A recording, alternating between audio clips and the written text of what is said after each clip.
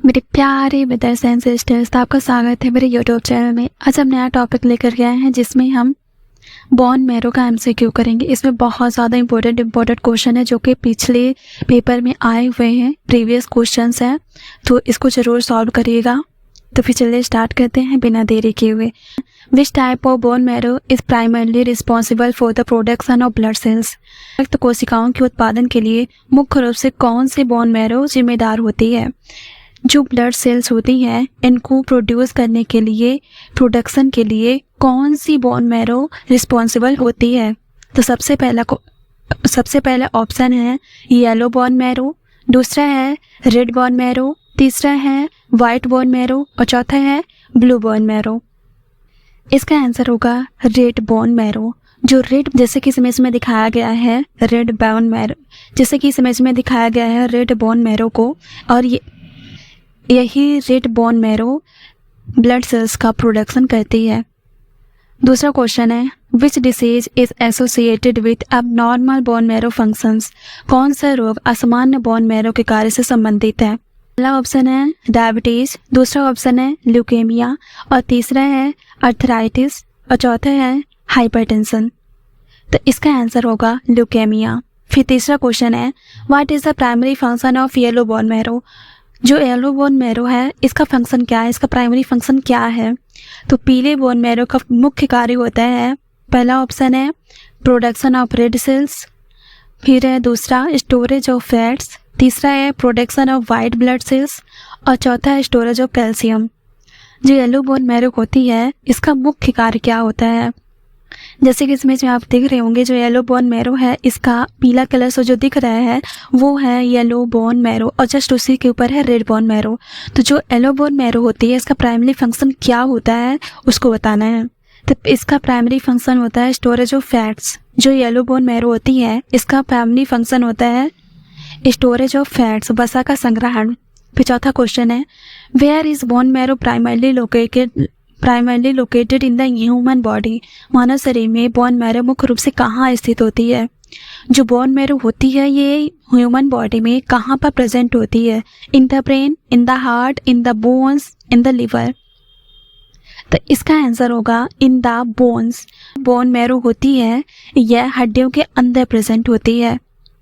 अगला क्वेश्चन है which cell type is not produced by bone marrow.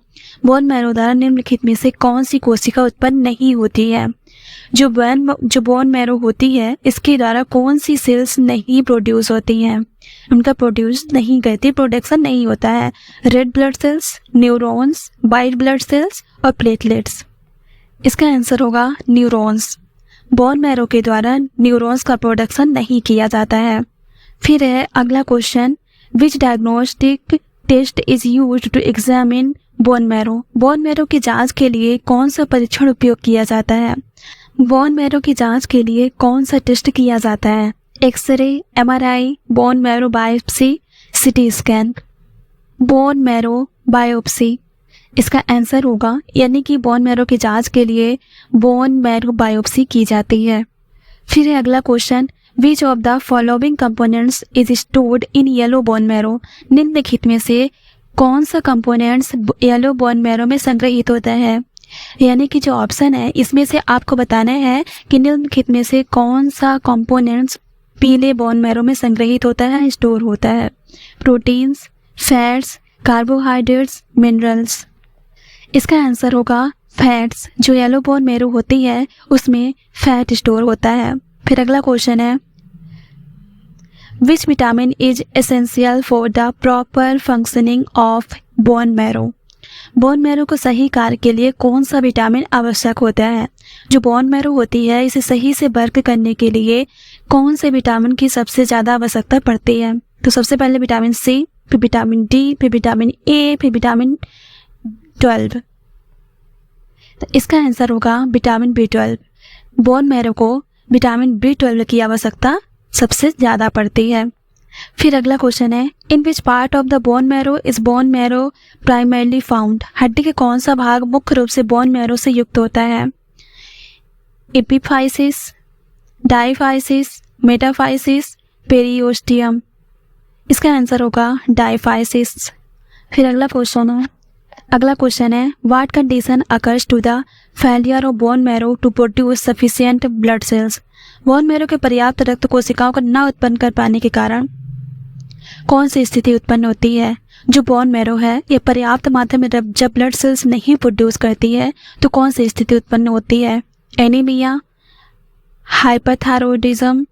Hyperthyroidism, osteoporosis, cirrhosis. तो इसका answer होगा एनीमिया। बोन मैरो के पर्याप्त मात्रा में ब्लड सेल्स न प्रोड्यूस कर पाने के कारण एनीमिया जैसे रोग उत्पन्न हो जाते हैं। Thank you for watching. Video आपको अच्छा लगा हो तो लाइक और सब्सक्राइब जरूर करिएगा।